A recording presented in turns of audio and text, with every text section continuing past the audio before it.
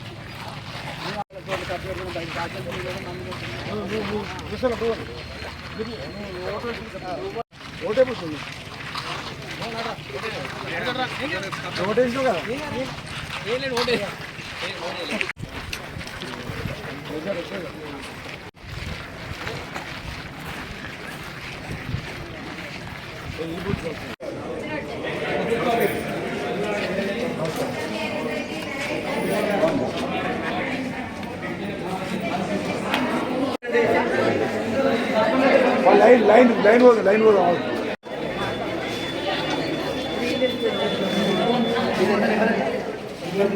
అక్కడ మనం తీయకూడదు. తీయ మనమే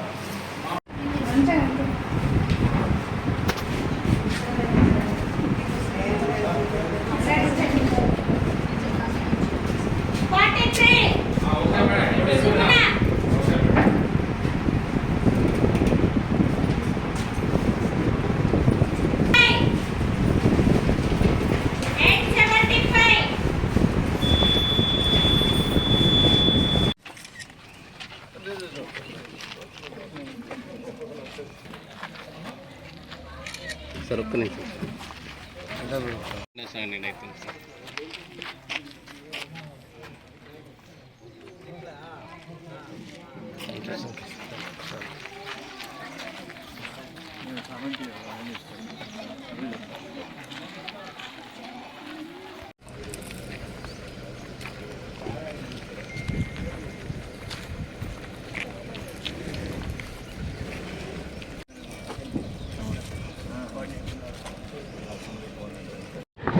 మీరు పట్టుకున్నది చెప్పండి.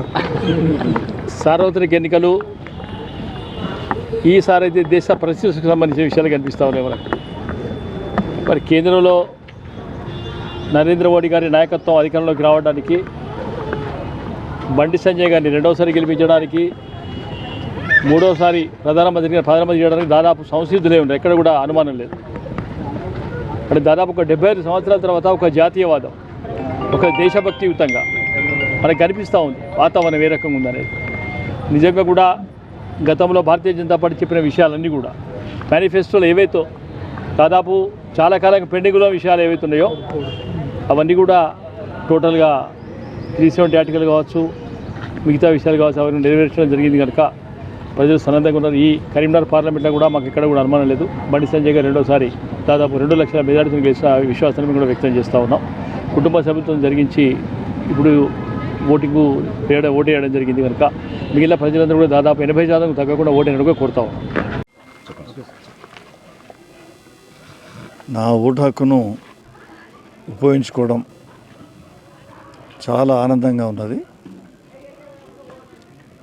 ఓటు హక్కును చాలా సంవత్సరాల నుంచి ఉపయోగించుకుంటున్నాం.